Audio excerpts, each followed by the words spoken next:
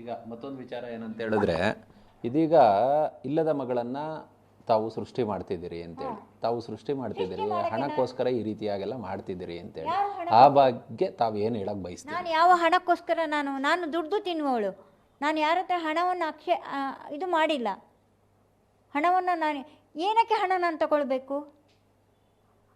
ನಾನು ಏನಕ್ಕೆ ಯಾರ ಹತ್ರ ಏನಕ್ಕೆ ಇಷ್ಟು ವರ್ಷ ನಾನು ದುಡ್ದು ತಿಂದಿದ್ದೀನಿ, ದುಡ್ದು ಸಾಕಿದ್ದೀನಿ ಅಂದರೆ ಇಷ್ಟು ವರ್ಷ ಇಲ್ಲದಿರೋದು ಇವಾಗ ನನಗೆ ಯಾಕೆ ಹಣ ಬೇಕು? ಯಾರು ಹಣ ಕೊಡ್ತಾರೆ ನನಗೆ? ಯಾರ ಹತ್ರ ನಾನು ಬೆಟ್ಟು ಮಾಡಿದ್ದೀನಿ? ಯಾರ ಹತ್ರ ನಾನು ಇದು ಮಾಡಿದ್ದೀನಿ? ಭಿಕ್ಷೆ ಎತ್ತಿದ್ದೀನಿ? ಹಣ ಕೊಡಿ ಅಂತ ಎಲ್ಲಿಯಾದರೂ ಕೇಳಿದ್ದೀನ? ಯಾರು ಕೊಡ್ತಾರೆ ನನಗೆ ಹಣ?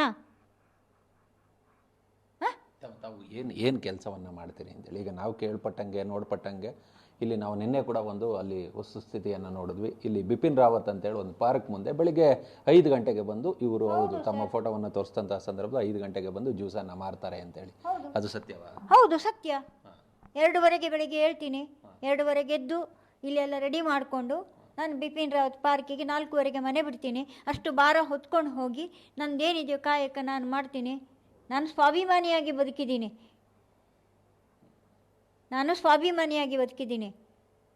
ನನಗೆ ನಾನು ಮಾಡುವವಳಿಗೆ ನಾನು ಕಾಲ್ಪನಿಕ ಆದರೆ ಅದು ಕಾಲ್ಪನಿಕ ಆಗಿರಬೇಕಲ್ವಾ?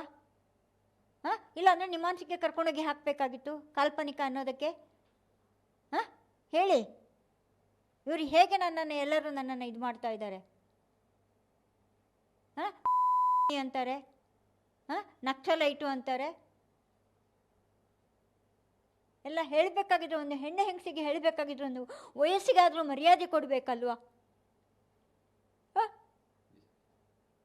ಈ ವಯಸ್ಸಲ್ಲಿ ಆ ಅಮ್ಮ ದುಡಿತಾ ಇದ್ದಾಳೆ ಅಂದರೆ ಅದಕ್ಕೊಂದು ಮರ್ಯಾದೆ ಕೊಡಬೇಕಲ್ವಾ? ಕಲ್ಪನೆಗೆ ನಾನೇನು ಕಲ್ಪನೆ ಮಾಡಬೇಕು? ನನ್ನ ಮಗಳು ಇದ್ದಿದ್ದು ಸತ್ಯ. ನನ್ನ ಮಗಳು ನನ್ನ ಹೊಟ್ಟೆಯಲ್ಲಿ 9 ತಿಂಗಳು ಹೊತ್ತು ಸಾಕಿದವಳಿಗೆ ಗೊತ್ತು ಅಲ್ವಾ? ಒಂದು ದಿನದ ಮಗುವನ್ನು ತಗೊಂಡೋಗಿ ಕೆರೆ ನದಿಯಲ್ಲಿ ಹಾಕಿದ್ರು. ನಾನು ಬಿಟ್ಟಿದ್ದೀನಿ ಅಂತ ಹೇಳ್ತಾ ಇದ್ದಾನೆ ಅವನು. ಯಾವನು?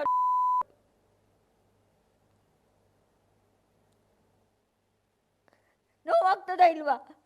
ಸತ್ತು ಹೋಗಿದ್ದಾಳೆ ಅಂದಮೇಲೆ ನನ್ನ ಡೆತ್ ಸರ್ಟಿಫಿಕೇಟ್ ಡಿಕ್ಲೇರ್ ಮಾಡೋಕ್ಕೆ ಹೇಳಿ. ಇವರೆಲ್ಲ ಇಷ್ಟೆಲ್ಲ ನನ್ನನ್ನು ಕ್ವಶನ್ ಮಾಡ್ತಾ ಇದ್ದಾರೆ. ಅದು ಸರ್ಟಿಫಿಕೇಟ್ ಇಲ್ಲ, ಇದಿಲ್ಲ, ಇದಿಲ್ಲ ಅಂತ. ಹಾಗಾದರೆ ನಾನು ಕೇಳ್ತೀನಿ, ನನ್ನ ಡೆತ್ ಸರ್ಟಿಫಿಕೇಟು ಇವಾಗ ನಾನು ಕೇಳ್ತಾ ಇದ್ದೀನಿ, ನನ್ನ ಡೆತ್ ಸರ್ಟಿಫಿಕೇಟು ಕೊಡಲಿ, ನಾನು ಸತ್ತು ಹೋಗಿದ್ದೀನಿ ಅಂತ. ಅವ್ರ ಮನೆ ಬಾಗಿಲಿಗೂ ಹೋಗಲಿಲ್ಲ ಸರ್. ನಾನು ದುಡ್ದು ತಿಂದಿದ್ದೀನಿ, 4 ಮನೆ ಮುಸುರೆ ಪಾತ್ರೆ ತೊಳೆದಿದ್ದೀನಿ, ಗಾರ್ಮೆಂಟಲ್ಲಿ ಕೆಲಸ ಮಾಡಿದ್ದೀನಿ. ಇದು ತಪ್ಪ ನಾನು ಮಾಡ್ತಾ ಇರೋದು? ಇಷ್ಟು ವರ್ಷ ಇರೋದಿರೋನು ಇವತ್ತು ಒಂದು ಮಾಧ್ಯಮದ ಮುಂದೆ ಕುತ್ಕೊಂಡು ಮಾತಾಡ್ತಾ ಇದ್ದಾನಲ್ಲ, ಅವನಿಗೆ ಯಾವ ಯೋಗ್ಯತೆ ಇದೆ, ಯಾವ ಅರ್ಹತೆ ಇದೆ? ನನ್ನನ್ನು ಸಾಕಿದ್ರೆ ಮಾತಾಡುವ ಅರ್ಹತೆ ಇರಬೇಕು. ಸಾಕದೇ ಇರುವಾಗ ಮಾತಾಡುವ ಅರ್ಹತೆ ಯಾರಿಗೂ ಇಲ್ಲ ಸರ್.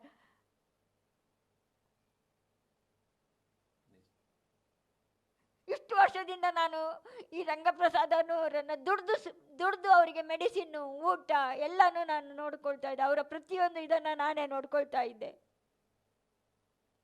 ನಾನು ಯಾರ ಹತ್ರನೂ ನಾನು ಕಷ್ಟನ ಸುಖನ, ನನಗೆ ಒಂದು ಹೊತ್ತು ಇಲ್ಲದಿದ್ರು, ನನಗೆ ಬಟ್ಟೆ ಇಲ್ಲದಿದ್ರು ಪರವಾಗಿಲ್ಲ, ಅವರಿಗೆ ಕಾಲಿಗೆ ಚಪ್ಪಲಿ, ಅವರಿಗೆ ಹಾಕಿಕೊಳ್ಳುವ ಬಟ್ಟೆ ಪ್ರತಿಯೊಂದು ನಾನೇ ತಂದು ನಾನೇ ಇದು ಮಾಡಿ ಅವರನ್ನು ನೋಡ್ಕೊಳ್ತಾ ಇದ್ದಳು. ಸಾಯುವ ಕೊನೆಯ ದಿನ ತನಕನೂ ನಾನೇ ನೋಡ್ಕೊಂಡಿದ್ದೀನಿ ಸರ್. ನನ್ನ ಕೈಯಲ್ಲಿ ಅವರು ಸತ್ತು ಹೋಗಿದ್ದಾರೆ. ಇವತ್ತು ನನ್ನ ಕಣ್ಣೆದರಲ್ಲಿ ಅವ್ರನ್ನ ಸತ್ತು ಹೋಗಿರುವ ಒಂದು ಸೀನು ನನ್ನ ಕಣ್ಣೆದರಲ್ಲಿ ಇವತ್ತಿಗೂ ಕಾಣಿಸ್ತಾ ಇದೆ. ಹಾಗೆ ನನ್ನ ಮಗಳು ಇವತ್ತು ನನ್ನ ಕಣ್ಣೆದರಲ್ಲಿ ಇದ್ದಿದ್ರೆ ಹೆಂಗಿರ್ತಿದ್ಲು ಅನ್ನುವಂಥದ್ದು, ಆ ಒಂದು ಇದನ್ನು ನಾನು ಒಂದು ಇದರಲ್ಲಿ ನಾನು ನೋಡ್ಕೊಳ್ತಾ ಇದ್ದೀನಿ. ಅಷ್ಟು ಮುದ್ದಾಗಿ ನಾನು ಸಾಕಿದ್ದೀನಿ ಸರ್. ನಾನು ಯಾರ ಹತ್ರನೂ ನಾನು ಹೋಗಲಿಲ್ಲ ಸರ್. ನಾನು ದುಡ್ಡಿಗೋಸ್ಕರ ನಾನು ಯಾರ ದುಡ್ಡಿಗೋಸ್ಕರ ನಾನು ಇದು ಮಾಡ್ತಾ ಇಲ್ಲ ಸರ್. ದಯವಿಟ್ಟು ಇದು ತುಂಬ ನೋವಾಗಿದೆ. ದುಡ್ಡು ನನಗೆ ದುಡ್ಡಿನ ಅವಶ್ಯಕತೆ ಇಲ್ಲ ಸರ್. ನಾನು ದುಡ್ಡು ತಿಂತೀನಿ. ಯಾರೋ ಪುಣ್ಯಾತ್ಮನು ನನಗೆ ಒಂದು ಹೊತ್ತು ಊಟ ಹಾಕ್ತಾರೆ, ಇಲ್ಲ ಅಂದರೆ. ಇದು ಮಾತ್ರ ಸತ್ಯ. ನಾಚಿಕೆ ಆಗಬೇಕು. ಮಕ್ಕಳಿದ್ದು ತಂದೆಯನ್ನು ನೋಡ್ಕೊಳ್ಳೋಕ್ಕಾಗಲಿಲ್ಲ. ಒಂದು ಇನ್ಸುಲಿನು 900 ರೂಪಾಯಿ ಕೊಡಬೇಕಾಗುತ್ತೆ ಅಂದ್ಕೊಂಡು 90 ರೂಪಾಯಲ್ಲಿ ಸಿಗುತ್ತಲ್ವಾ? ಯಾಕೆ ಇಲ್ಲಿ 900 ರೂಪಾಯಿ ಖರ್ಚು ಮಾಡಬೇಕನ್ನುವಂಥದ್ದು ಒಂದು ಮಾತು. ತಂದೆಗೆ ಒಂದು ಇನ್ಸುಲಿನ್ ಕೊಡಿಸ್ಕೊಳ್ಳೋಕ್ಕಾಗಲಿಲ್ಲ ಅಂದಮೇಲೆ